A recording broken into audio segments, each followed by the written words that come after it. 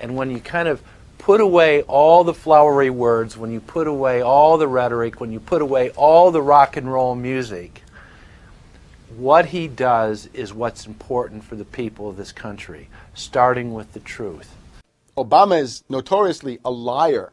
He promised that he would get out of Iraq, I think within 16 months at some point. We had Samantha Power telling the Scotsman that he wouldn't be bound by those promises, and sure enough, he's now not going to be bound by those promises. Obama pledged in hundreds of speeches and interviews that within 6 months of being elected, he was going to bring our troops home from Iraq. But after he was inaugurated, the story changed. Now he said that they would look at bringing some of the troops home in 16 months. 2 weeks later, his story had changed again. Now the administration would look at bringing the troops home in 23 months. Well, Obama's already fudging.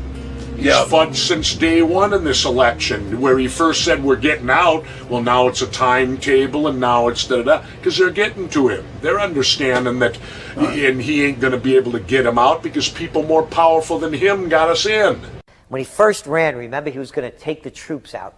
I get in there, troops come home. Day one. There is no military solution in Iraq, and there never was. I will begin to remove our troops from Iraq immediately. And then that went to 16 months. And now he's going to add, they're saying, another 30,000 or more troops to Afghanistan. Next, he sent 30,000 more Marines to Afghanistan, doubling the total number of forces in the crosshairs. Barack then announced that he was going to move missile systems into Eastern Europe to encircle Russia. But after all, what should we expect after he kept Bush's Secretary of Defense Robert Gates? The outcome of this policy is if you're constantly meddling near the Russian borders with these fascist creeps, IMF NATO agents like Yushchenko of Ukraine or Saakashvili or Georgia, or these Kaczynski twins in Poland, or various collections of people in Latvia, Lithuania, Estonia, you're tied to these gangsters, and if they decide to start a war, that rapidly escalates into thermonuclear World War III. This is worse than the neocons. Bush and Cheney never got as far as Brzezinski, Soros, and the other people running Obama. Barack Obama swore that he would vote to repeal the Patriot Act, but then he voted for its reauthorization. Obama decried the Bush administration's illegal warrantless wiretapping of the American people. Then he voted to legalize it. Obama pledged that he would filibuster any attempt to give retroactive immunity to the telephone companies, the telecom companies, except he then turned around and voted for that bill. Most people don't know, for example, that he voted to reinstate the Patriot Act and more government wiretapping. Candidate Obama told desperate factory workers in speech after speech that he was going to renegotiate NAFTA and GATT to make it more fair for American workers. It is absolutely true that NAFTA was a mistake. But then his campaign was caught sending out memos to top corporate leaders, telling them not to worry and that it was just campaign rhetoric. We had Obama saying, you know, I'm against free trade. I don't like NAFTA and all those free trade sellouts. We had Austin Goolsbee going to the Canadian diplomats and saying, don't mind him. He's just popping off. That's just election era rhetoric. Doesn't mean anything. Presidential candidate Barack Obama was publicly criticizing the North American Free Trade Agreement in a bid for votes, but privately telling Canadian officials not to worry about it. He said that he was going to bring us peace in the Middle East. He said that he was going to bring us transparency and a balanced economy. He said that he was going to not have lobbyists. He said he was going to clean up government. He said he was going to work for the environment. And point by point by point, within the first month of his inauguration, he has lied and deceived and cheated the American people. The people of the United States and the world were filled with hope that Obama was the real deal when in his first week in office he signed an executive order supposedly closing Guantanamo Bay and other secret prisons. Then the press actually had a chance to read the executive order and were shocked to find that the executive order only said that Obama was thinking about closing Guantanamo in a year. But worst of all, the executive order continued the practice of rendition, which the LA Times called secret abductions. They don't know. They think that he's signed off immediately on closing Guantanamo, but he's allowing prisoners now to be taken to foreign countries and not knowing where they're sending them and to be tortured in foreign countries. They don't know that they kept that provision in there.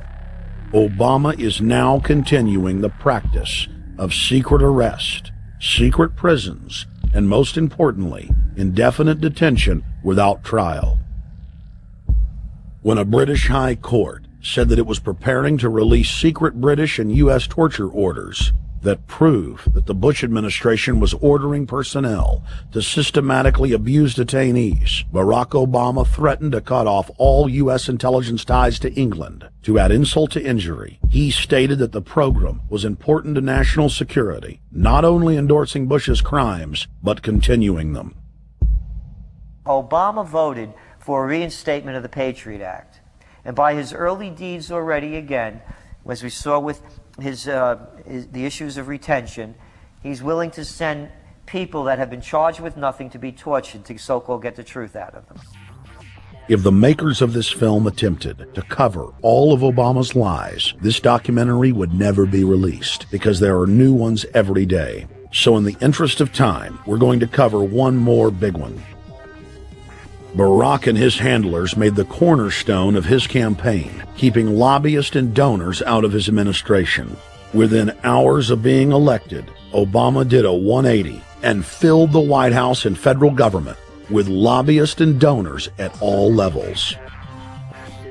Obama picked William Lynn, the top lobbyist for Raytheon, to fill the number 2 position at the Department of Defense. Timothy Geithner, former president of the private Federal Reserve Bank of New York, was picked by Obama to be Secretary of the Treasury. Geithner promptly crammed the Treasury Department full of lobbyists, like his Chief of Staff, Mark Patterson, formerly the top lobbyist at Goldman Sachs.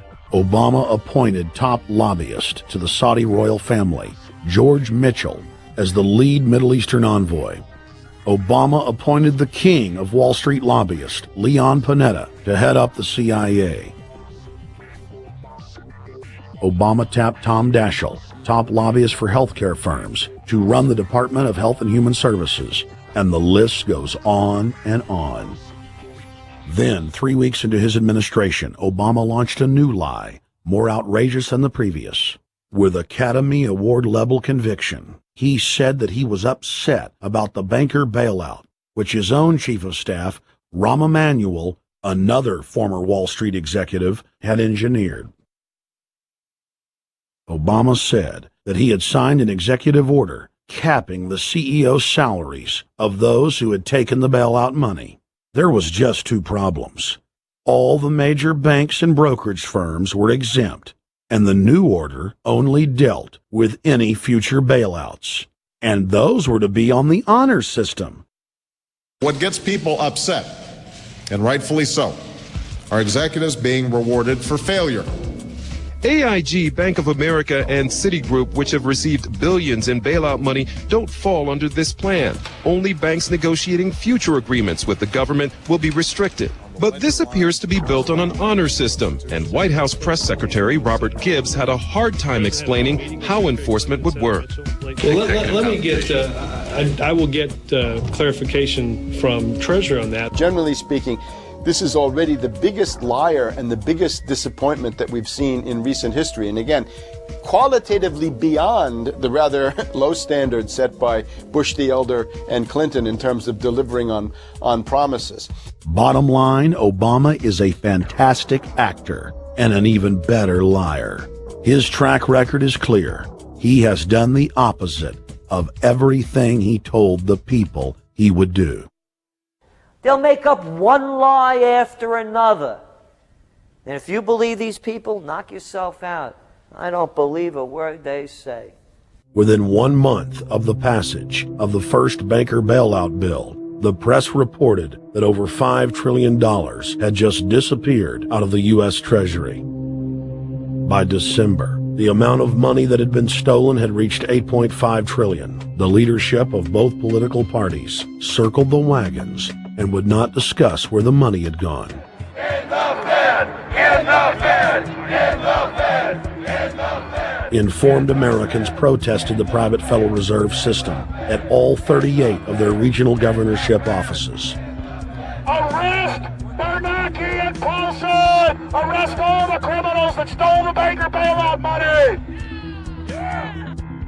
It was refreshing to see people standing up against the real power structure, not being distracted by the elite's frontmen like George W. Bush and Barack Obama.